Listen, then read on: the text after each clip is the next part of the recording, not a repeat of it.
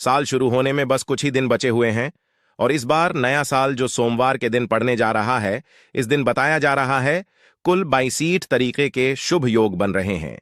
ऐसा समय पूर्व 122 वर्षों बाद आया है। इस दिन महालक्ष्मी योग, इंद्र योग, ब्रह्म योग, सतलज योग, शुभ योग जैसे कुल 62 तरीके के शुभ योग बन रहे हैं और इस दिन महालक्ष्मी की असीम कृपा बरसने वाली है। और अगर इस दिन आप चुपचाप किसी को बिना बताए तुलसी के नीचे ये के चीज बांध देते हैं तो आपकी सभी समस्याओं का हल संपूर्ण रूप से हो जाएगा। इसलिए इस दिन तुलसी से जुड़ा यह अचूक उपाय आपकी हर परेशानी को हल कर देगा, चाहे वह धन को लेकर हो या सेहत या संतान की हासिल को लेकर। इसलिए दोस्तों, वीडियो को आखिर तक जरूर देखें। और दोस्तों, अगर आप भी अपने जीवन में भगवान श्री हरि विष्णु की कृपा पाना चाहते हैं तो इस वीडियो को लाइक करके कमेंट में जय श्री हरि जय मां लक्ष्मी लिखना ना भूले। जय मां लक्ष्मी। आपके इस वीडियो को जो भी और चैनल को सब्सक्राइब करें उसके जीवन में कभी भी धन की कमी ना होने देना। दोस्तों, भारतवर्ष में ही नहीं, संसार के लगभग अधिकांश देशों में तुलसी को पवित्रता की दृष्टि से देखा जाता है। अनेक औषधीय गुणों से भरपूर तुलसी का धार्मिक महत्व भी है। अनेक धार्मिक अनुष्ठानों और तांत्रिक उपाय में इसका उपयोग होता है। पुराणों में तुलसी को भगवान विष्णु की पत्नी होने का गौरव मिला है। इसी कारण तुलसी जगत जननी भी है। परमात्मा के अनेक दुर्लभ दानों में परिणित तुलसी के को अमृत का प्रतिरूप भी कहा गया है। जहां तुलसी का पौधा लगा होता है वहां ब्रह्मा, विष्णु, शंकर यानी त्रिदेव का निवास होता है। और तुलसी की पूजा करने से महापातक भी उसी तरह नष्ट हो जाते हैं जैसे सूर्य के उदय होने पर अंधकार नष्ट हो जाता है। भगवान विष्णु की पूजा और प्रसाद में तुलसी का पत्ता होना सबसे जरूरी समझा जाता है, क्योंकि इसके बिना पूजा पूर्ण मानी जाती है। इन्हीं कारणों से सभी हिंदू परिवारों में तुलसी का तुलसी का पौधा तो प्रत्येक हिंदू घर में होता है। परंतु बहुत कम लोग तुलसी के संबंध में शास्त्रों में बताए गए महत्वपूर्ण नियम नहीं जानते हैं। तुलसी की पूजा कैसे करनी चाहिए, तुलसी को जल देना चाहिए, तुलसी के पास कौन सी वस्तुएं रखना शुभ होता है आदि कई महत्वपूर्ण नियमों का पालन करना आवश्यक होता है। इसके अलावा अगर आप तुलसी के नीचे यह एक चीज बांध देते हैं तो आपको मां तुलसी का ढेर सारा आशीर्वाद मिलता है और आपके घर में लक्ष्मी का सदैव ही निवास रहता है। दोस्तों, तुलसी का पौधा घर में होना परिवार के प्रत्येक सदस्य के लिए लाभकारी होता है। यह पौधा हर तरह से उपयोगी होता है। पुराणों के अनुसार तुलसी में देवी लक्ष्मी का वास होता है और नियमित रूप से इस पौधे की पूजा करने से लाभ भी जरूर मिलता है। परंतु यदि आप तुलसी को घर में रखने के साथ ही उसके नीचे यह एक चीज बांध देते हैं तो आपको तुलसी लगाने का कई गुना अधिक फल हासिल होता है, क्योंकि इस एक चीज के बिना तुलसी अधूरी मानी जाती है। यह चीज तुलसी को संपूर्ण बनाती है। इसीलिए शास्त्रों का सबसे अधिक महत्व बताया गया है। दोस्तों, कुछ लोग जाने अनजाने में तुलसी के पास ऐसी चीजें रख देते हैं जिससे तुलसी का अपमान होता है। तुलसी का पौधा बहुत ही संवेदनशील होता है। इसकी अच्छी तरह से देखभाल करनी पड़ती है, तभी इसके शुभ फल हासिल होते हैं। इसीलिए तुलसी के पौधे के पास आपको अपने मुख से अपशब्द नहीं बोलने चाहिए। तुलसी के पास भूल से भी जूते, चप्पल अथवा झाड़ू, पूछा नहीं रखना चाहिए। इसे पाप समझा गया है। जहां पर तुलसी का पौधा हो उस स्थान के थूकने से घोर अनर्थ होता है। तुलसी के पास जल से भरा हुआ पात्र भी नहीं रखना चाहिए। तुलसी के पौधे के पास दीपक जलाने के बाद दीपक को वहां से हटा देना चाहिए, क्योंकि तुलसी के नीचे बुझा हुआ दीपक रखना अशुभ समझा जाता है। जिस स्थान पर भी तुलसी का पौधा होता है उस स्थान को हमेशा ही स्वच्छ रखना चाहिए। इसीलिए नियमित रूप से तुलसी के पौधे का पास साफ सफाई का ध्यान रखें। तुलसी के पौधे में शिवलिंग और गणेश जी की प्रतिमा नहीं रखनी चाहिए। साथ ही तुलसी के गमले में अन्य भी तरह का पौधा भी लगाना अशुभ होता है। तुलसी के पौधे के पास कपड़े भी नहीं सुखाने चाहिए, अन्यथा कपड़ों से गंदा पानी तुलसी के पौधे पर गिर सकता है। ध्यान रहे, तुलसी के पौधे को नाखून से नहीं तोड़ना चाहिए, इससे तुलसी का अपमान होता है। यदि तुलसी के पत्ते सूख कर गिर जाते हैं तो उन्हें कचरे में नहीं फेंकना चाहिए। उन पत्तों को आप तुलसी की मिट्टी में ही दबा दें।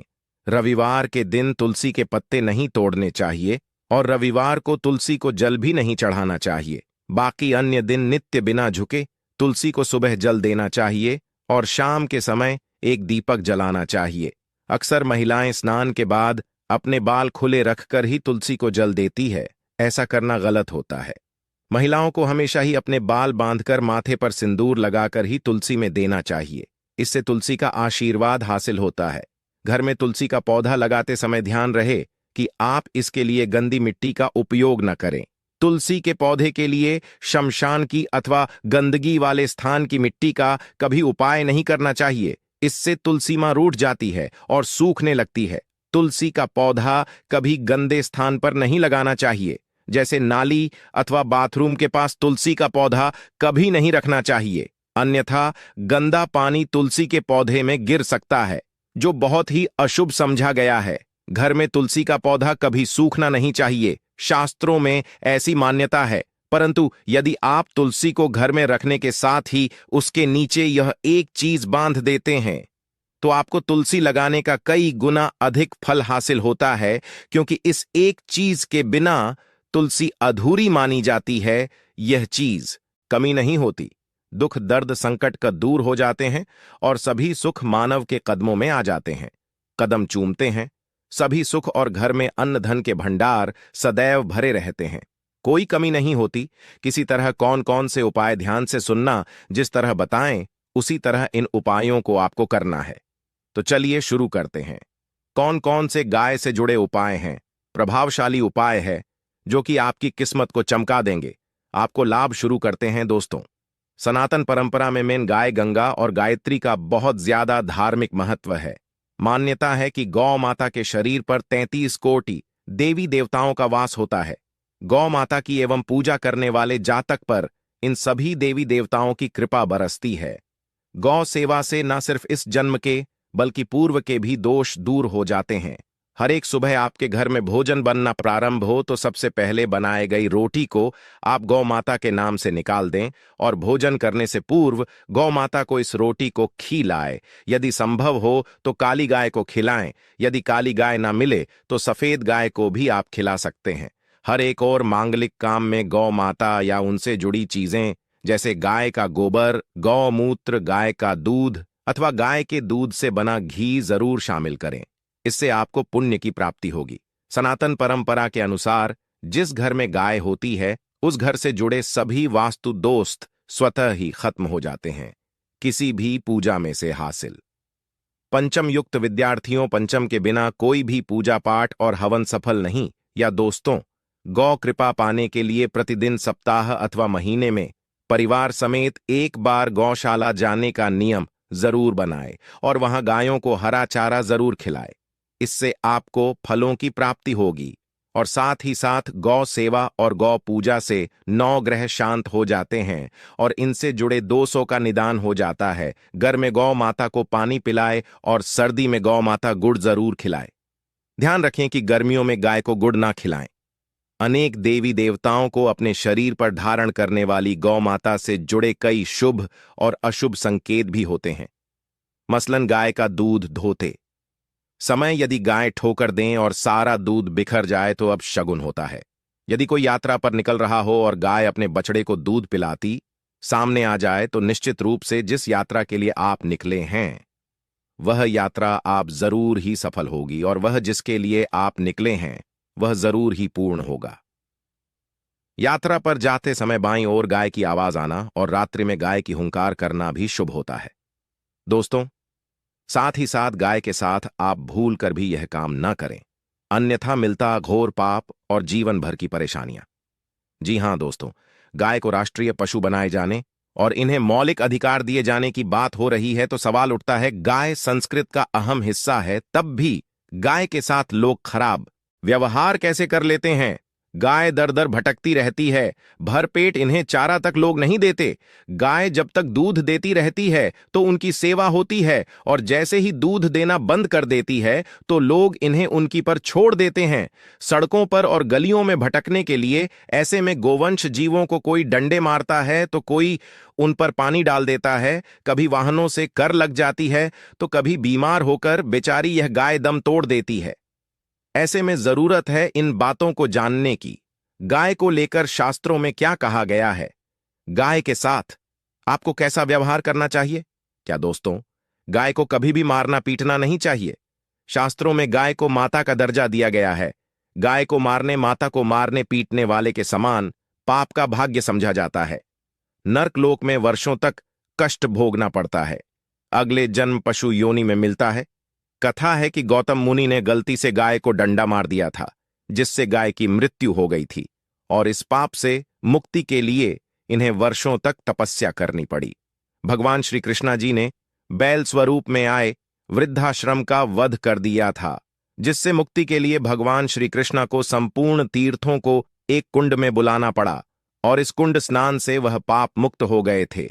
ये दोस्तों साथ ही साथ पानी पी रही गाय को भगाते हैं। वे घोर पापी के भागी बनकर नर्क भोगते हैं, ऐसा पुराणों में बताया गया है। जबकि जो लोग गाय के लिए प्याऊ और चार बनवाते हैं वह महाभाग्यवान होते हैं। ऐसे लोग गौर पाप से मुक्त होकर स्वर्ग पा जाते हैं और बड़े ही धनवान कुल में जन्म लेकर सुख भोगते हैं। और साथ ही साथ आराम कर रही गाय को कष्ट देकर कभी भी उठाना नहीं चाहिए। कहते इस स्थान पर गाय बैठी है, वहां से नकारात्मक ऊर्जा खत्म हो जाती है।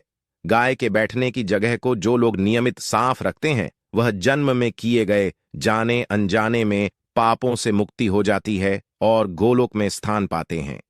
गाय को डंडा मारकर उठाना, पानी डालकर उठाने से मनुष्य पाप का भागी बनता है और अगले जन्म में उसे दर दर भटकना पड़ता है।